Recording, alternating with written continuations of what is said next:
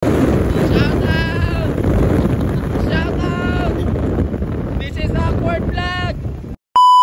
Alright guys, welcome back to my vlog. So for today's video, magtatagalog tayo dahil para po maintindihan ng mas nakakarami. Pero prior than that, bago ang lahat, ipapakita ko muna sa inyo yung dinadaanan namin. So napakaganda talaga ng kalsada sa Negros guys. Tingnan nyo naman yan. Napaka-aliwala sa paningin. Kaya kung gusto nyong mag-road trip, so mag-road trip na kayo. Yung mga nabuburyong na sa mga trabaho nila. So mag-road trip kayo paminsan-minsan. Para kahit pa paano mabawasan yung mga stress nyo sa life. Kita nyo naman yan, oh. Sobrang ganda ng kalsada, no? Nakakatanggal ng stress. Pero hindi ko pa pala sa inyo nasabi guys kung saan kami pupunta. For today's video dahil guys ay pupunta tayo ng Sumaliring sa Fatima Shrine. Okay? So kasama natin sila Tita Jess at saka si Tito Laon. Na matagal din nating hindi nakasama. Siguro nasa around 6 years, no? Kasi last uwi nila 2018. So ayun, nagsama-sama kami ulit. So ito yung di natin pwedeng mawala, no? Kasi magpapasalamat tayo sa taas sa lahat ng mga biyaya na ating natanggap every day, every single day guys. So ayan, napakaganda din naman talaga dito. At syempre alam naman nating lahat na gumagaan yung pakiramdam natin pag lumapit tayo kay God, no? So ito,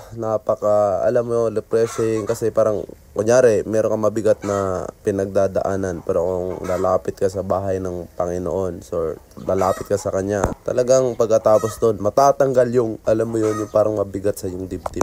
So, ito na guys, malapit na tayo kay Mama Mary dito sa taas. Ayan na siya guys. So, this is Fatima Shrine. Okay, so nandito na tayo para magsindi ng candles at magpasalamat sa lahat ng mga biyayang natanggap sa buhay, sa pag-iwas sa sakit, sa lahat ng mga sakuna guys, syempre. At pagkatapos nga naming mag-picture taking din sa taas, bumaba na kami at mag-proceed na sa next picture taking na naman. Alam nyo naman yon kasi maggagawa tayo ng mga memories na pwede nating balikan pagdating ng araw. So hindi pwedeng mawala yung picture guys. So syempre, pagkatapos natin mag-picture, kumain muna tayo dito sa may Jazz sa Shuttle.